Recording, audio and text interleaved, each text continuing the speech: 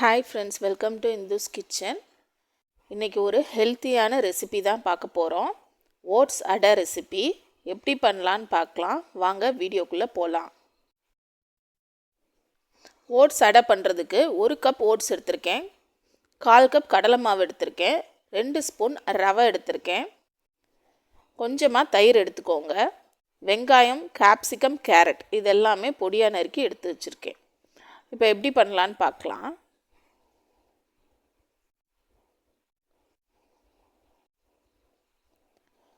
Oats அடை பண்ணுறதுக்கு first நம்ம ஒரு பேனில் 1 கப் ஓட்ஸ் எடுத்துருக்கோம். அதை நல்லா ட்ரை ரோஸ்ட் பண்ணிக்கலாம்.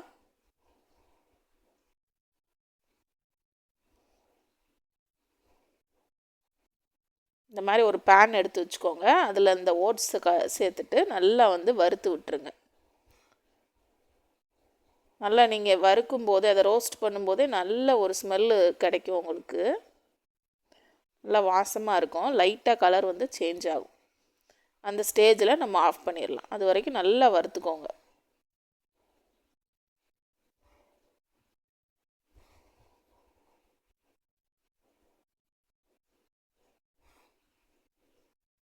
மீடியம் ஃப்ளேம்லேயே வச்சு வறுத்துக்கோங்க.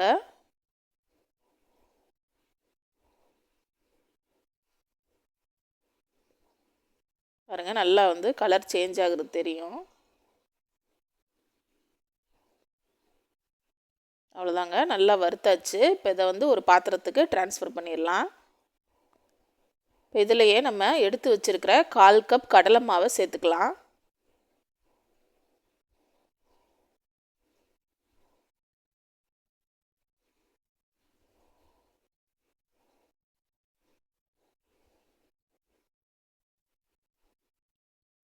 ரெண்டு ஸ்பூன் ரவை எடுத்திருக்கேன், அதையும் சேர்த்துக்கலாம்.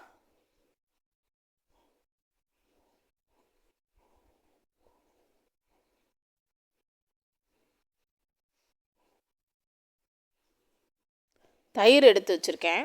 ஒரு 1/4 கப் அளவு தயிர் எடுத்துக்கோங்க. கெட்டியான தயிராக எடுத்துக்கோங்க.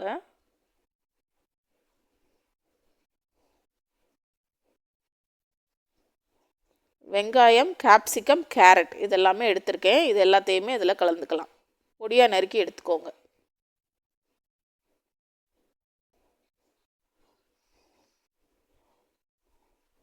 இப்போ இந்த மாவுக்கு தேவையான மசாலா ஐட்டம்லாம் சேர்த்துக்கலாம். 1/4 ஸ்பூன் மல்லித்தூள்,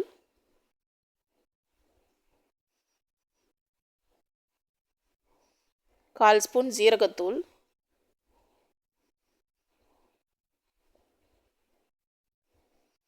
1/4 ஸ்பூன் சாட் மசாலா,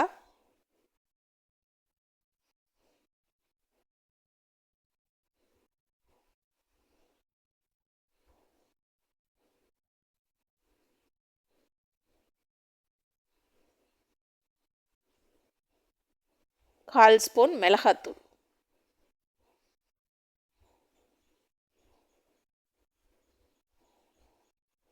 லாஸ்ட்டாக இந்த மாவுக்கு தேவையான அளவு உப்பு சேர்த்துக்கலாம். இது எல்லாமே சேர்த்தாச்சுங்க. இப்போ தண்ணி சேர்த்துக்கலாம். தண்ணி பார்த்து அளவாக சேர்த்துக்கோங்க. ஏற்கனவே நம்ம தயிர் போட்டிருக்கோம் அதில், அதனால் பார்த்து கலந்து விட்டுக்கோங்க. தண்ணி அளவாக சேர்த்துட்டு இந்த மாதிரி நல்லா கிளறி விட்டுக்கலாம் மாவை.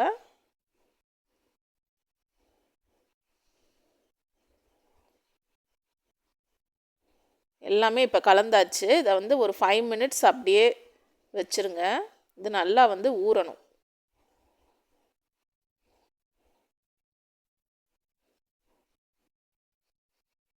கொத்தமல்லி கொஞ்சம் சேர்த்துக்கலாம். 5 மினிட்ஸ் கழித்து பாருங்கள், நல்லா ஊறி இருக்கு மாவு. நல்லா கெட்டியாக இருக்குது பார்த்தீங்களா.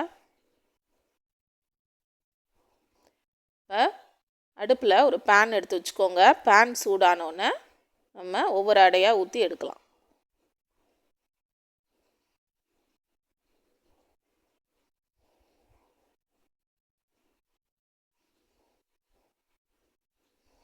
பாருங்கள், இப்போ ஒவ்வொரு அடையாக நம்ம ஊற்றி எடுக்கலாம். சின்ன சின்னதாக அந்த மாதிரி அடை மாதிரி ஊற்றி எடுத்துக்கோங்க.